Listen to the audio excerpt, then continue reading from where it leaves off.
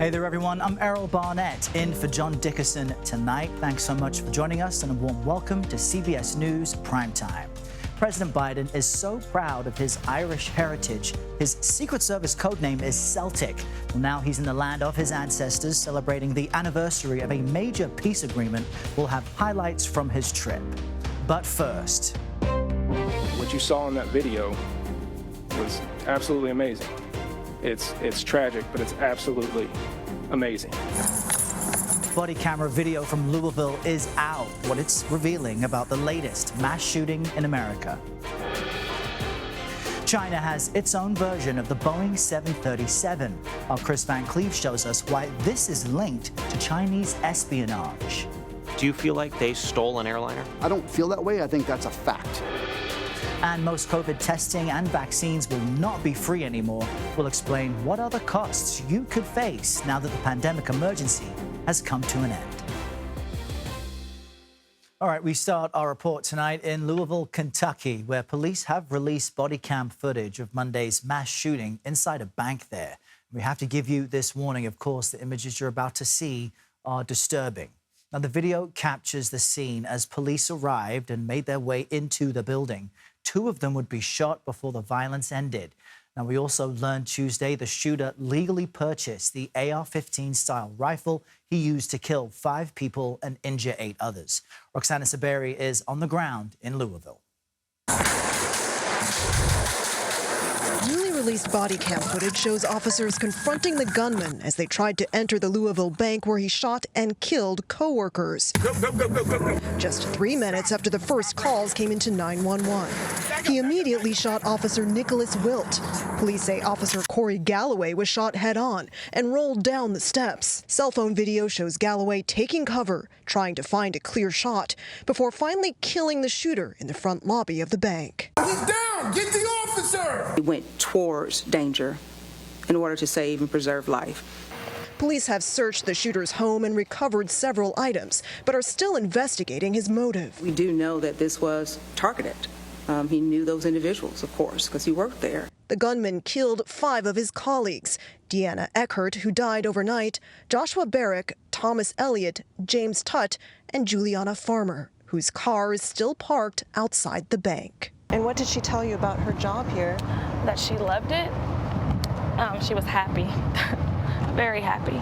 In an exclusive interview with CBS News, her kids, Gian and Aaliyah Chambers, said the 45-year-old had just moved to Louisville to help raise her 4 grandkids. For her to drop everything and come to me, it breaks my heart that I can't see my mama no more. Did you ever think that someone you love so much could go in this way? No. Never. Never in a million years. Never. As tributes to the victims grow, so is the feeling here that gun violence has to end. Louisville's mayor says 40 people have already been killed by gun violence in his city this year. This isn't about partisan politics. This is about life and death. This is about preventing tragedies. We've got to stop this gun violence. We just lost an innocent, beautiful soul. Innocent. They've got to do something about these guns. They got to. Roxana Saberi joins us now from Louisville, Kentucky. And Roxana, you listened to Gian and Aaliyah there, mourning their mother still, saying something has to be done. You'd have to imagine that sense is shared among many in the community where you are. Just tell us more about how people are still reacting to this tragedy. It is shared by many people here, Errol. People say they've just had enough of gun violence. They say they don't know what the solution is, but something has to be done. They're tired of it, and they want their politicians to act. They say they don't feel safe in the streets, in their schools, and they say it's not just a problem in Louisville, it's a problem nationwide. Now, there is a vigil tomorrow evening not far from here. The mayor has said it's to acknowledge the physical and emotional wounds that gun violence leaves behind. Errol? And Roxana, it's interesting because incidents like this do also highlight the danger that police officers voluntarily go into. You can't imagine going up against an AR-15 style weapon for anybody, what that would be like. What else have we learned about the police's response to this? We heard one official in your piece really calling it amazing. Yeah, Errol, they responded very quickly. That is one thing that we're learning. But we did hear that there was a lot of chaos when they arrived, and you can see it in some of the body cam footage. Police say the gunman had already shot numerous colleagues inside the bank behind me and had set up an ambush position to attack the officers as they arrived. They couldn't see the shooter from the street as he fired on them. And we've learned that Officer Galloway had been training Officer Wilt, who had just graduated from the police academy. Officer Wilt was shot in the head and remains in the ICU in critical condition tonight. And as other officers arrived, Galloway fired toward the gunman and shouted, "I think he's down." Louisville's police chief says if it wasn't for the officers' heroic actions, even more innocent people could have been injured or killed. Errol? Bravery on display, no doubt. Roxana Saberi, thank you for your reporting. Now, the record-breaking number of mass shootings in America this year is really highlighting other staggering gun violence statistics. Just take a look at this. A survey by KFF reveals nearly 1 in 5 American adults say they have a family member killed by a gun. For Black Americans, that number jumps to 1 in 3. Now, the spike in gun violence means the majority of Americans have been affected in some way, shape, or form. 54% of those surveyed say they've either been personally threatened with a gun or have witnessed something or someone being shot. Eye-opening numbers there. All right, now to this. The Biden administration is giving top congressional leaders access to classified documents found in the homes of President Biden, former President Trump, and former Vice President Mike Pence. Access was given to the so-called Gang of Eight. That's a bipartisan group of lawmakers, including 4 leaders of the House and Senate, as well as the chair and ranking member of the House and Senate Intelligence Committees. Now, the committee leaders have for months demanded the Justice Department turn over these records. The DOJ was previously hesitant, saying it didn't want to harm the ongoing special counsel investigations into those materials. President Biden is going back to his ancestral roots for a trip that you could say is part work and part play. Mr. Biden landed in Belfast, Northern Ireland, Tuesday night. He will travel between there and the Republic of Ireland. In addition to the diplomatic importance of this trip, the visit is also personal for the president, who is expected to visit areas where his ancestors once lived more than 200 years ago. But Mr. Biden will also participate in more official affairs, meeting with the UK's Prime Minister and the President of Ireland. Ed O'Keefe is traveling with the president and joins us now. Ed, I can only imagine what this trip feels like personally for an O'Keefe, but tell me what this trip means personally for this president. It is a big deal for him. It is a huge deal for him, Errol, as it is for any Irish American who gets to come back to the motherland or the fatherland. In this case, he's mixing the official with the very personal. Begins tomorrow with a speech at Ulster University here in Belfast designed to buoy and express support for the Good Friday agreements, that signature peace agreement that was signed 25 years ago this week after approval by the people of Ireland and Northern Ireland. It is a great risk these days due to an increase in potential violence among Catholics and Protestants here in Northern Ireland, and then an ongoing political stalemate that has meant that Northern Ireland hasn't had a full functioning government for more than 1 year. So he will meet with political leaders of the various parties here as well in Belfast. Before heading down to Ireland, he'll make a stop in County Louth, which is the smallest county in Ireland, but the one from which the Finnegans hail. That's his mother's side. He has a granddaughter named Finnegan. He will stop there in a few different locations. He has visited Ireland recently, at least, twice before. Once in 2016 when he was vice president, once in 2017 as a private citizen. There are reports that he told locals, "I'll be back as president." So he's making good this week on that promise amid other official meetings with Irish leaders on Thursday. I'm confident we'll see an image of the president with a pint of Guinness before this is all said and done. But Ed, you mentioned this trip coinciding with the 25th anniversary of the Good Friday Agreement, a landmark peace agreement a generation ago. Now, though, especially with being in the wake of Brexit, tensions, feelings are different than they were. Remind us what the U.S.'s role was in getting that agreement finalized and what's at stake now. Yeah, and I'm glad you asked that because I think this century, at least, viewers know sectarian conflict in the Middle East between Shiites and Sunnis in Iraq or in other parts of the world. The Israeli-Palestinian conflict, for example, is another good one. The situation between Ukrainians and Russians. But the issue here between Catholics and Protestants dominated the attention and the concern of Europe for more than 3 decades. And the United States increasingly come the 1980s when there were real serious discussions about trying to end the hostilities between Catholics who didn't want to be a part of the United Kingdom and Protestants who prefer to stay with it. Of course, the Good Friday Agreement was a compromise and an agreement approved by both sides of the island that, in essence, keeps Northern Ireland in the United Kingdom, but with a different form of government, and one that leaves open the possibility that if one day the people of Northern Ireland decided they wanted to unite with Ireland, that would be allowed.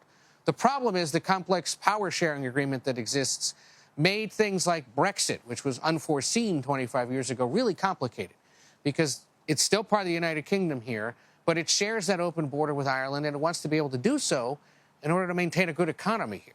So that required even more negotiating.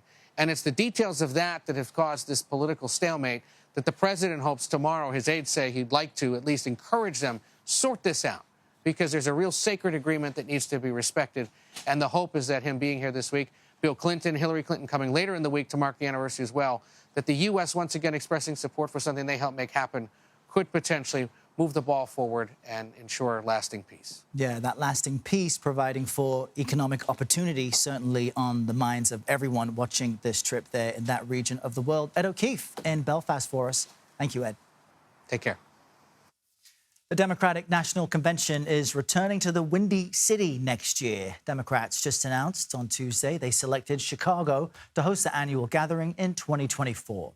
Now, the convention will run from August 19th through the 22nd. Officials say the state of Illinois played a crucial role in Democrats' success during the 2020 and 22 elections. Chicago beat out New York City, and at the battleground of Atlanta, Republicans, meantime, have already chosen Milwaukee, Wisconsin for their 2024 convention. A top Republican gets sued by the man who brought charges against former President Trump last week. Coming up, we'll explain what Congressman Jim Jordan is accused of and how he's responding to the allegations. And later this hour, the Biden administration wants to hear from you. That's right. It's looking into potential rules on artificial intelligence. We'll explain why it's asking the public for help. You're streaming CBS News Prime Time.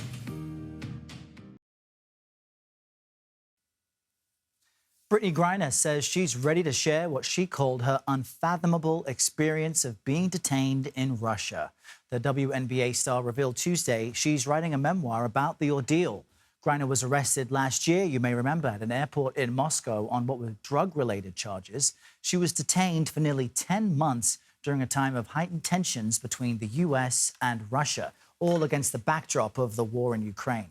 Griner was released in December in a controversial prisoner swap for an infamous Russian arms dealer, Viktor Bout. Now her memoir is scheduled for a spring 2024 release. Manhattan District Attorney Alvin Bragg is suing House Judiciary Committee Chair Jim Jordan.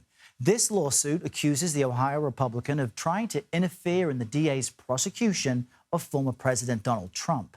Bragg is trying to block Jordan and his committee from ordering an attorney who worked on Bragg's investigation of Mr. Trump to testify to Congress. Bragg called the subpoena, quote, brazen and an unconstitutional attack. In response, Jordan is accusing Bragg of trying to block congressional oversight. Now, defense officials say they're working right now diligently to figure out who leaked highly classified documents linked to the war in Ukraine. Catherine Herridge brings us the latest on the investigations. Tonight, Defense Secretary Austin acknowledged the leaked documents were exposed on the web potentially for weeks. Where exactly and who had access at that point, we don't know. We simply don't know at this point. The probe, being led by FBI investigators, is making progress. Austin drilled down on key dates. The documents that we are aware of are dated the 28th of February, 1st of March. I don't know if there are other documents that have been online before. As the investigation accelerates, two officials tell CBS News it does not appear to be a cyber leak, but rather a physical theft of highly classified material. Before the leak, sources say about 1,000 people or more potentially had access. It has since been scaled back. How will the FBI and Pentagon investigators narrow the universe of suspects? It's actually easier the higher the level of classification of a brief. Robert Anderson, who worked counterintelligence and espionage at the FBI, told CBS News highly classified material is also highly restricted, and that should help investigators. You're really going to start looking at who was it shared with and who had access, and particularly who couriered it and who brought it to and fro. The leaked records were apparently printed before being photographed and uploaded to Discord, a gaming platform. There are potential clues buried in the background, like a hunting magazine ad or sports equipment. That could bring investigators even closer. Meanwhile, the administration is dealing with the diplomatic fallout. We have engaged with allies and partners at high levels over the past days, including to reassure them about our own commitment to safeguarding intelligence. And Catherine Herridge joins us now from outside the Pentagon. Catherine, you've been reviewing some of these leaked documents, or at least the images of the leaked documents. Just how highly classified are they? Well, Errol, good to be with you. The big picture is that most of them appear to be intelligence related to classified military briefs. But when you drill down on some of these images posted online, you'll see that there's secret, and then there's top secret, something called SCI, which is special compartmented information, which means it's very close hold, and that the sources and methods are very delicate. You'll also see something called TK, which is talent keyhole. That's the acronym for overhead imagery, a very sensitive satellite imagery. So that tells you that this is really highly classified information, and that actually works to the benefit of investigators, because there would be a relatively small pool of people who would have access, and so that can generate a lot of leads in this case, Errol. It's so intriguing, and as your report spelled out, there is a DOJ criminal investigation, but there is more than one probe looking into all of this. So how many investigations are we talking about here? Well, let's start here at the Pentagon. Their investigation is looking at the scope, how many people had access to the information, and then also the broader national security impact. The Justice Department and FBI are leading the criminal investigation, and that's looking for the source or sources of these leaked documents, whether it's an individual, an American citizen, or it may even be an individual who's working at the direction of a foreign adversary, or it could be very deep espionage. And then finally, you're looking at this damage assessment from the Office of the Director of National Intelligence. That's the nation's top intelligence officer. And they're looking not only at the national security implications, but also whether these delicate sources and methods were compromised. I think especially in this case, what they call HUMINT, which is human intelligence or signals intelligence. That's the NSA. And that's the kind of intelligence that informs the view in the records about the thinking of Vladimir Putin's associates, even Ukraine's President Zelensky. Errol? All of it very highly sensitive, intriguing stuff here, and so much more to find out as the days and weeks move on. Catherine Herridge at the Pentagon, thank you very much. You're welcome. All right, listen to this. A new Chinese airliner may soon take to the skies. It's called the C919, and if you look closely, you'll see it certainly resembles Boeing's 737. And as Chris Van Cleve explains, development of this jet may have been assisted by espionage.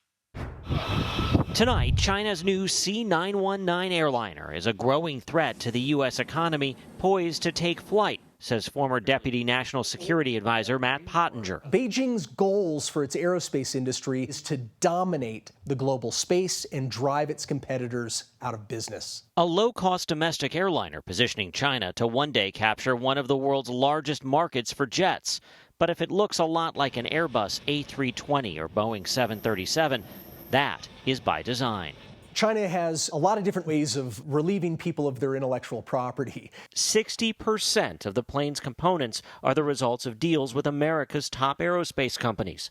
But that access to the massive Chinese market comes at a price. If you want to sell stuff to 1.3 billion people in China, you're going to have to give us the blueprints for your goods. And this is what we call forced technology transfer. And in some cases, it wasn't that it was sold to them on the market, but rather provided through industrial espionage. How strong is the link between Chinese espionage and the C919? It's directly related. Bill Evanina was America's top counterintelligence official when a 2019 CrowdStrike report revealed one major focus of Beijing's spycraft: components of the C919. Do you feel like they stole an airliner? I don't feel that way. I think that's a fact. U.S. investigators proved Chinese intelligence officer Xu Yanjun focused on American aviation companies. One main target, a GE engineer specializing in jet engine design. First process is what they do all the time, invite them over to China to give a speech. Xu's outreach caught the attention of the FBI, who engineered a sting operation with wiretaps. Speaking in Chinese, Xu asked the employee to bring his company laptop and carry the stuff along. Xu then traveled to Belgium, where the FBI was waiting. Late last year, he was sentenced to 20 years in a U.S. prison for spying. It's the first time ever where we sentenced a known intelligence officer running a cell collecting aviation technology to benefit the civilian and military apparatus of the Communist Party of China. And Chris Van Cleve joins us here in Studio 57 with more on this. Chris, always great to see you. I haven't seen you in person, I think, for years. It's been a minute. So this is a moment. So look, if it looks like a 737, quacks like a 737, it probably is one. When will this Chinese aircraft take to the skies? Could we see it coming here to the States? Well, so it is very close to receiving certification to fly passengers in China. So that first passenger flight inside of China could really happen any day now. It has not been looked at or approved by the FAA, so it is not licensed to operate in the U.S. I don't think you'll see it at a U.S. airport in the foreseeable future. But that's not necessarily the plan for this airplane. The thought is have it dominate the Chinese market over time, which in the next few years will become the largest market for jets. And then I think we'll start to see it is gets sold to the developing world, where they can offer an airplane. Their whole plan is to offer an airplane that competes with the Airbus A320 or the 737 at a much lower price. And some of the ways they've been able to do that is certainly it appears espionage as a factor, and then these joint ventures and acquiring technology to build the plane. And then I think then what we'll see over time is that more and more of that will just be built in China. And we've seen China do this with many other U.S. products, whether they're vehicles, computers, and it's part of that intelligence sharing, they would call it, espionage, as the expert you've spoken with calls it, that they've done for a long time. And that would put the U.S. at a competitive disadvantage.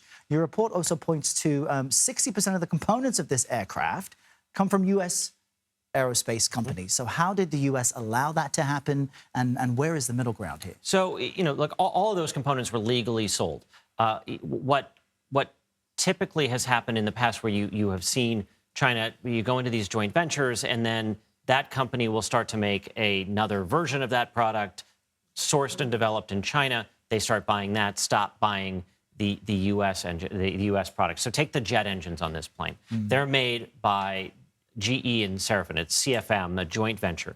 Well, China is already developing an engine that looks an awful lot like the engine on that airplane right now. And the idea is to phase out the U.S.-built components. Engines are difficult to build. There's only a few companies in the world that build the sophisticated, highly efficient jet engines.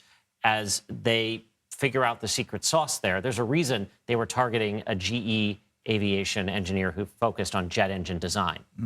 So as that engine, as the Chinese work out the kinks in their own engine, they're not going to buy the foreign-made engine. They're going to buy their own. It's fascinating to watch how this unfolds, and we'll likely see much more of this coming from China. Chris Van Cleve, great to see you. Thanks very much. Thanks for having me. All right, we all know the Colorado River supplies water to millions of acres of farmland and tens of millions of people. Well, it's drying up. Coming up next, the drastic measures the Biden administration is planning to keep things flowing. You're streaming CBS News Prime Time.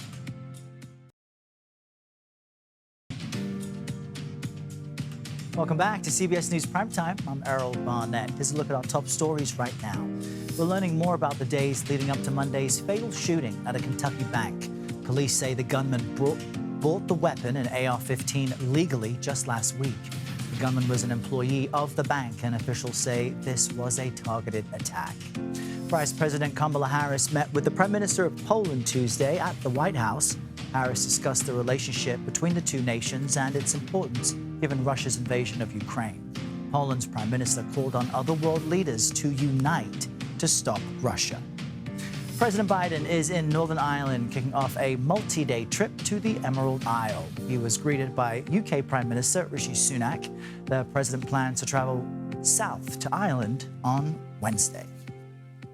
All right, the Biden administration is exploring stronger safety measures on artificial intelligence. The Commerce Department specifically is allowing the public to weigh in with suggestions on policy for the next 60 days as part of a formal public request for comment. For more on this, I'm joined now by Kat Zakrzewski. She's a technology policy reporter for The Washington Post and has been tracking lawmakers' efforts to regulate Silicon Valley companies closely. It's great to have you with us, Kat. I just want to lay out that, look, some states are already making laws to regulate AI. I'm thinking of Illinois. It identifies whether racial bias is used in AI hiring. Also in California, there are proposals to protect kids online. But just break it down for us. How do you define AI, and why is the Biden administration trying to figure out ways to regulate it? I think that's one of the most complicated issues with this topic is that AI is so vast and it is having transformative effects across the economy. So what the Biden administration is doing today is really just trying to find a starting off point, seeking comment from the public on how it should approach regulating AI. In its request for comment, the Biden administration suggested that potentially it could use audits or assessments similar to what's applied in the financial sector to try to better understand if AI systems are trustworthy. And when you talk about what we're talking about here, when we say AI, the Commerce Department definition is quite broad. It is talking about some of these newer programs and tools like ChatGPT, which are generative AI products that are really transforming how people write and talk online. But they're also looking at a wide range of systems that are affecting healthcare and hiring decisions and employment. Yeah, it also includes machine learning. I mean, there's so many aspects to what people sell even as AI, whether or not it actually is its own kind of independent thinking system. So we know the Commerce Department, as you just laid out, will review public comments and maybe make some suggestions for regulations after that. What regulations could be on the table here? So one area that the Commerce Department seems particularly focused on is this idea of audits and assessments. They asked the public whether there might be a system that the federal government could develop where they would be able to test whether these AI systems are, quote, trustworthy. Are they reliable? Are they promoting biases that exist in our society? Are they perhaps promoting misinformation and disinformation? They asked the public to weigh in on how could they develop these kinds of tests and examinations like we've seen in other sectors like finance. And there are major limitations to developing such systems. There's privacy concerns. These systems are quite opaque and there's major technical limitations to doing that. And so, again, this is really a jumping off point for the administration where they're trying to better understand what direction can they go in as this technology is just rolling out so quickly. Yeah, even based on what you've just said, I would think, I would advocate for, markings to know when an image is created with AI or if an article is used written artificial intelligence or if hiring decisions are made using AI. I think all of us should know that. Would you anticipate, though, any pushback from Silicon Valley companies who have already successfully almost like out-innovated the regulation, right? By the time the government comes around to implement a rule, tech companies are already 10 steps ahead. Do you suspect there might be pushback to this? I think there certainly will be pushback to this. I saw an initial reaction from venture capitalists in Silicon Valley warning that the government requiring any sort of audit or assessments could create roadblocks to innovation. And that's really, what we've seen play out over the years when it comes to Washington's attempts to regulate Silicon Valley. For 5+ years now, we've been in the midst of what people have called a techlash, and there's been intense debate on Capitol Hill about the effects of social media, about the power that these companies hold. And yet, despite all of that debate, despite the fireworks and hearings with CEOs, we haven't actually seen Congress pass comprehensive laws regulating the industry. And part of that is because it's such a well-oiled machine in Washington and really has very deep resources in order to fight back against regulation and potential laws that could be damaging to the businesses. Yeah, a techlash. Say it ain't so. Kat Zakrzewski, great to chat with you about this. I know we'll be speaking much more about it in the months and years ahead. Thanks for your time. Thanks for having me on the show.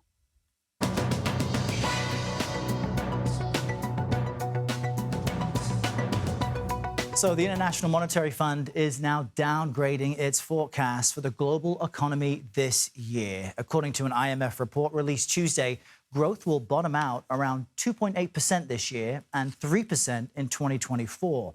That's slightly below the fund's estimates, published in January, and down from 3.4% in 2022. The IMF says the recent banking turmoil in the U.S. has increased uncertainties about the world's economic outlook. Now, that was already dealing with high inflation, rising interest rates, and ways to fight it, as well as the ongoing war in Ukraine. Treasury Secretary Janet Yellen is more optimistic, though. She told a meeting of the IMF and World Bank Tuesday that the outlook is, quote, reasonably bright. Disgraced Theranos founder Elizabeth Holmes is going to prison.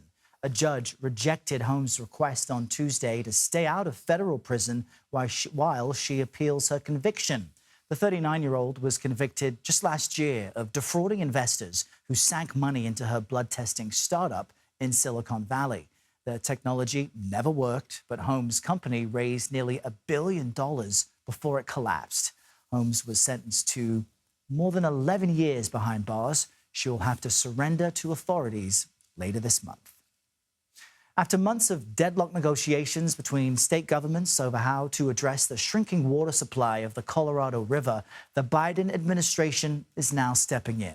The Colorado River supplies drinking water to 40 million Americans across 7 states, as you see highlighted on your screen. But it also irrigates more than 5 million acres of farm and ranch land and provides power to some of the biggest cities in the West.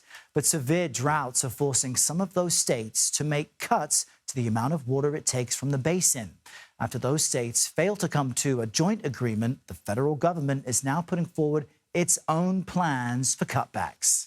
Annie Snyder joins me now. She's a reporter at Politico who covers water issues, which, as we discussed, are just getting worse in so many parts of the country. Annie, talk to us about the proposals being put forward by the Biden administration, because there are 3 of them with different ways to play out. What are they exactly? Yeah, so what the Biden administration did today was take the first sort of formal step towards being able to impose unilateral cuts across 3 states in the Southwest, Arizona, California, and Nevada, if they're not able to reach a deal, as you say, and if the 2 main reservoirs that are fed by the river reach crisis levels in the next few years. So those states have been at loggerheads over how the necessary cuts should be doled out. California holds the largest rights to the river and holds some of the most senior rights to the river. And under the rules governing the river for the past century, their waters would be protected. Cuts would be imposed on other states before, and they would be the last to receive the cuts. The other states, led by Arizona, but Arizona is joined by the 5 other states that rely on the river, have argued that that's not an equitable way for apportioning cuts, because a lot of this is driven by climate change. And they argue that the dwindling supply that we're seeing now is a result of something that wasn't contemplated at the time that those rules were agreed to. And so they've pushed for a more equitable way of apportioning those cuts. What the Biden administration did today was effectively lay out what each of those competing proposals would look like. And it was a way of giving themselves the legal authority, the legal sort of cover for taking either one of those options should water levels fall to those crisis points in the next few years. We were just seeing images of the Hoover Dam as you were speaking. This isn't just about energy creation. It's about jobs, livelihoods, farming, irrigation, agriculture. So much is mixed into all of this. Which of those scenarios, then, from your point of view, is the most viable, considering all these states need something? It's a really difficult question. Yeah. I think politically speaking, there is a broad agreement among 6 of the 7 states that rely on the river that the way that cuts are apportioned under the current legal rules is called a priority system. So it's effectively the people who put water to use first are protected before the newer users. And what that effectively does is protects water for agricultural users at the expense of cities. I think most people along the river recognize that that's not a politically viable approach over the long term. I mean, we're talking about a scenario in which Phoenix and Tucson, and I mean, even San Diego could see their supplies cut effectively to zero from the Colorado River, that is, Colorado River water supplies cut effectively to zero, while farmers in Southern California are continuing to irrigate hay that's being used to feed cattle and in some cases being exported. I think that is seen as not a politically viable solution overall. However, those are the rules, those are the laws that were agreed to, and that is what is on the books right now. You know, it's interesting because you have old laws on the books and new information from that's being fed by climate change, right? I mean, the western U.S. saw around a dozen atmospheric rivers in recent months, which relieved the drought in California. Chris Van Cleve was just here speaking with me. We both spent time growing up in Phoenix. He says it's more green there than he's ever seen it before. How is that playing into this conversation? Just the way that the climate's changing and changing weather systems? I mean, this is absolutely driven by climate change. The Colorado River Basin is in the midst of a 23-year drought. Climate change has shrunken the flows of the river by more than 20% over that time. And as the climate warms, scientists predict that that's going to continue. That trend is going to continue. You point out climate change is not just one direction, right? This year's wet weather is part of what we might expect from climate change. So it's not to say that there aren't going to be some wet years in it, but the overarching trend is absolutely towards a hotter, drier future. It's called aridification. And what's really interesting about this is, you know, these 7 states, it includes Wyoming and Utah, some deep red states. It includes California, a deep blue state. And there is very little debate about that future. I think everybody recognizes that that is the trend, that this is where this is going. It's just that how do you divvy up that pain is a very tough political question and one that the states haven't been able to come to on their own. And so that's why we see the Biden administration preparing to step in if they need to.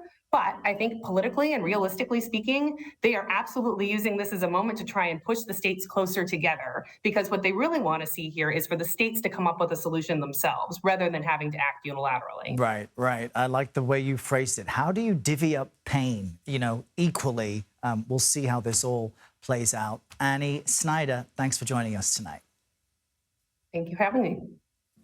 The COVID-19 emergency is over, at least as far as the United States government is concerned. Coming up next, we'll find out what to expect as the emergency declaration ends and the country adjusts to a new normal. You're streaming CBS News Prime Time.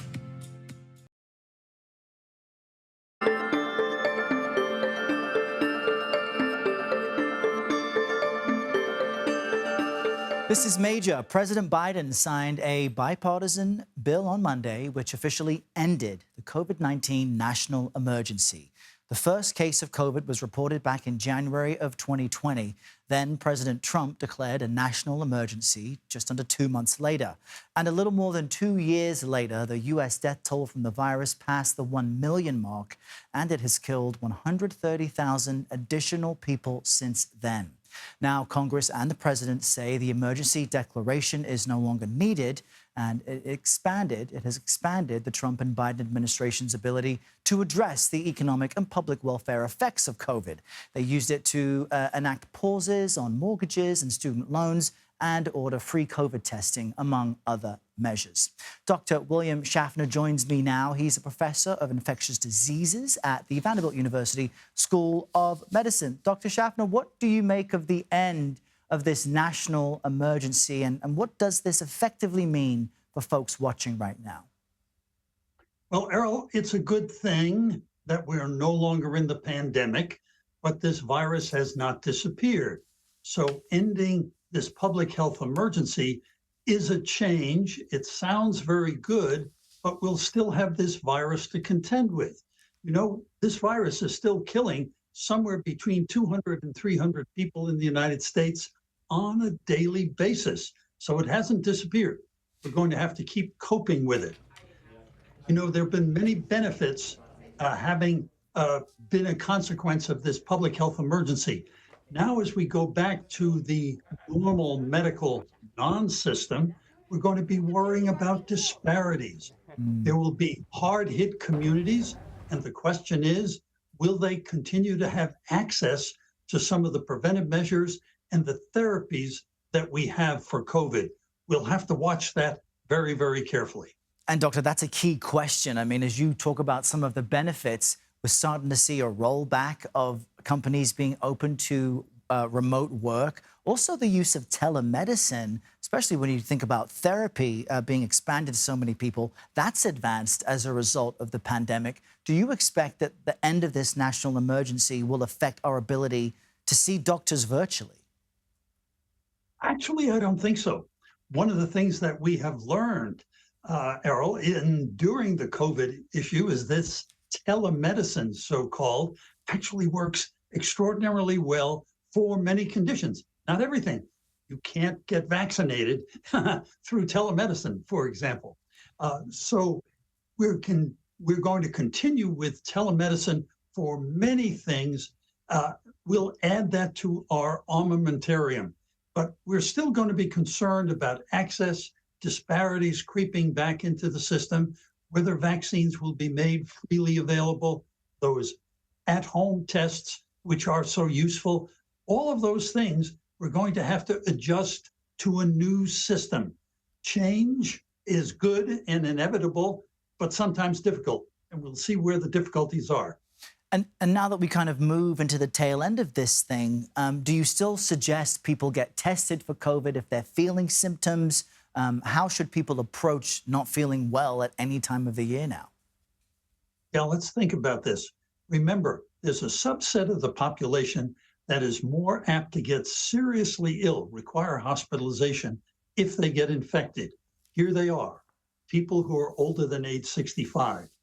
Anyone at any age who has an underlying medical condition, heart disease, lung disease, diabetes, pregnant women, those who are immune compromised, those people should remain very sensitive. If they become ill, get a test, call their healthcare provider if that test is positive, because we have treatment that will help prevent the development of severe disease. Very good point, and key reminders as we move out of the national emergency. Dr. William Schaffner, thanks for joining us tonight. Thank you. All right, we're going to take a very quick break, but when we come back, a new world record involving Michael Jordan with a huge $ attached. We'll explain. You're streaming CBS News Prime Time. All right, this is stunning. Michael Jordan's Last Dance Air Jordan sneakers sold for a record $2.2 million at Sotheby's auction Tuesday. His Airness wore the Air Jordan 13s in Game 2 of the '98 NBA Finals against the Utah Jazz. That was his last Finals appearance in his storied career. The sale set a new world record for the most valuable sneakers ever purchased, surpassing Kanye West's Air Yeezy 1s, which sold for $1.8 million back in 2021. Now, this is cool. Mexican archaeologists have uncovered a Mayan monument displaying what appears to be an ancient ball game. The disc was found at the historic Mayan pyramid known as Chichen Itza and features a carving of 2 players and Mayan hieroglyphics. The stone is about 1 foot in diameter right there, 4 inches thick, and weighs about 90 pounds. Experts estimate the disc dates back to the early post-classic Mayan period. When is that? Between the years 800 AD and early 900 AD.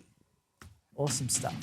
Coming up next for you, it's 60 Minutes for all of us here at CBS News Prime Time and our friend John Dickerson. Thanks so much for spending the hour with us.